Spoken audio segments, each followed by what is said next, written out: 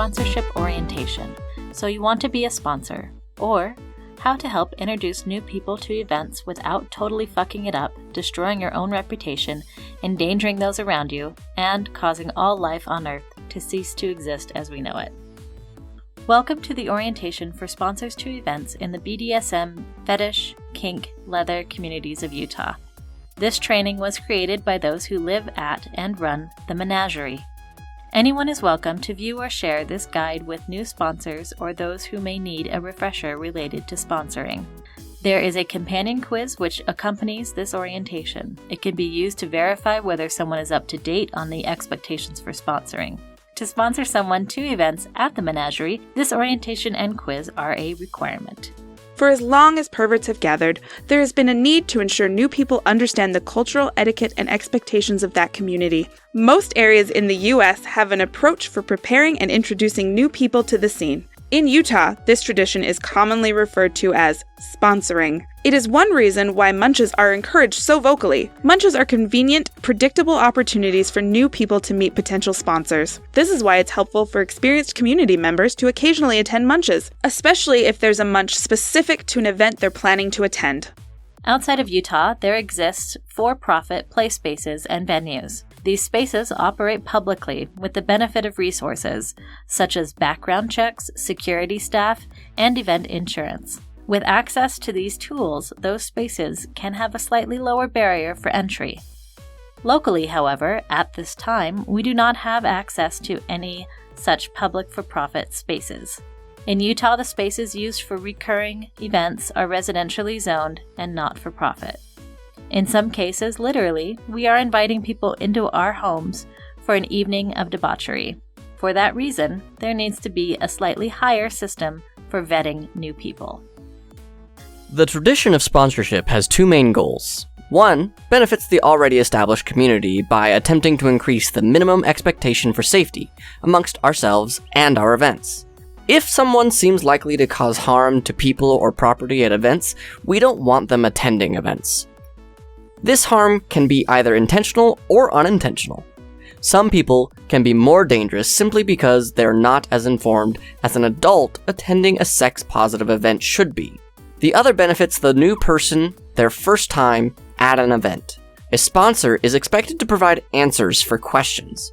As a sponsor, you may also need to be an advocate during a complication or a problem. Or you may need to provide support or reassurance with their concerns. Sponsors vouch for a new person their first time at an event. A new person doesn't yet have a positive established relationship or reputation with an organization or venue. You're putting your reputation on the line for that new person. Their actions and behavior will reflect back onto you. A responsible sponsor who introduces other dependable and trustworthy people develops a very positive reputation among event coordinators. Word gets around.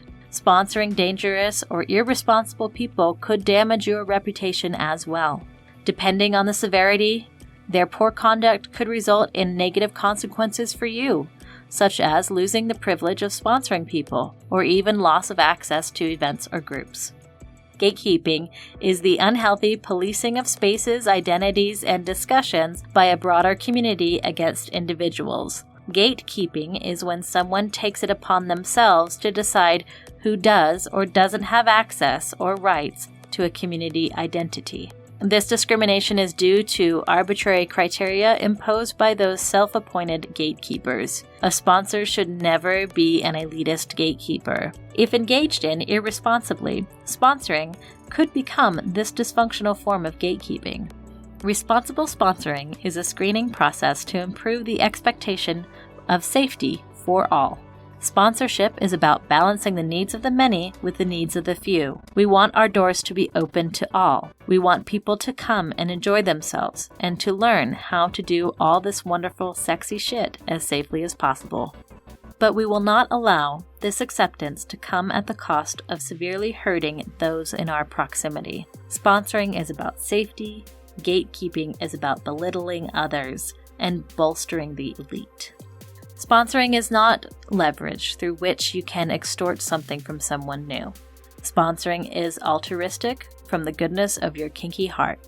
There should never be any sort of quid pro quo, tit for tat, or other strings attached to your sponsorship.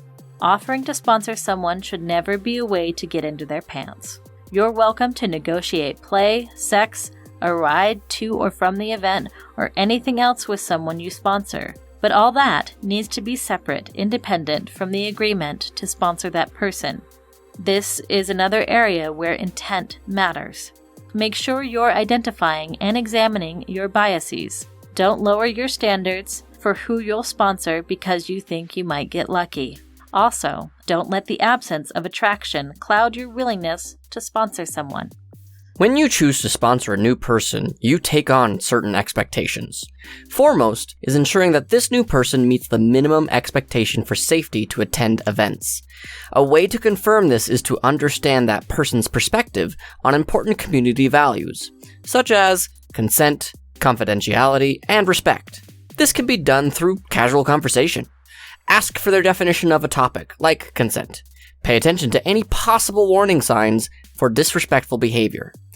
This is not your responsibility to make someone ready to be sponsored. However, you do need to verify their comprehension before you agree to sponsor someone. At the event, a sponsor is expected to fulfill two roles.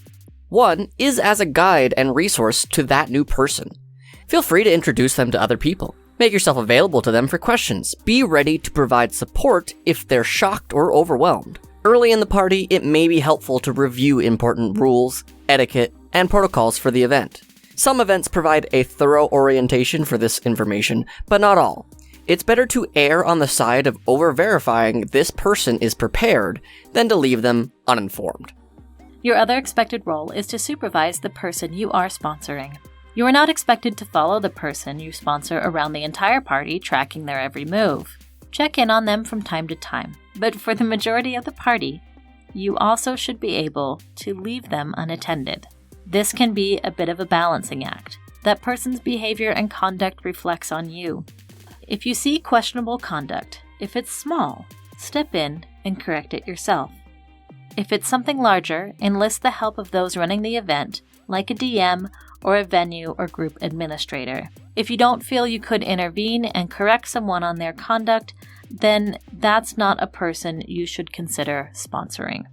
Please make sure you're sponsoring others when you have the mental, physical, and emotional capacity to do so. You don't need to sacrifice yourself, your well-being, in order to sponsor someone. It's fine to be kind, generous, and perhaps go out of your way a little bit to help another. But don't go so far as to undermine your own stability just to introduce someone to events. There's always more possible sponsors out there. A new person can wait longer. Be upfront, clear, and honest with the person you sponsor.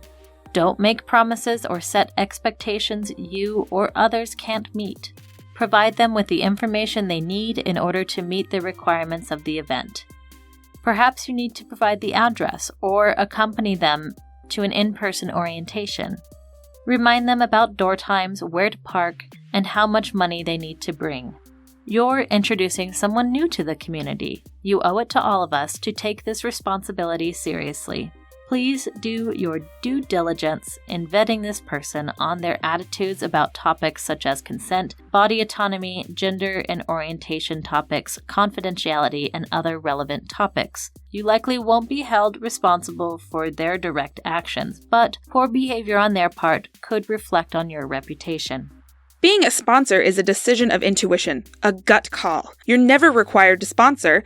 It sometimes is more responsible to choose not to sponsor. If you feel like you're not experienced enough, or if you've made plans that evening which conflict with making yourself available to your sponsee. Helping others in the community is a worthy pursuit, but not at the cost of your own personal comfort or an increased likelihood of danger to the community. Sometimes you'll have to turn someone down when they request you to sponsor them.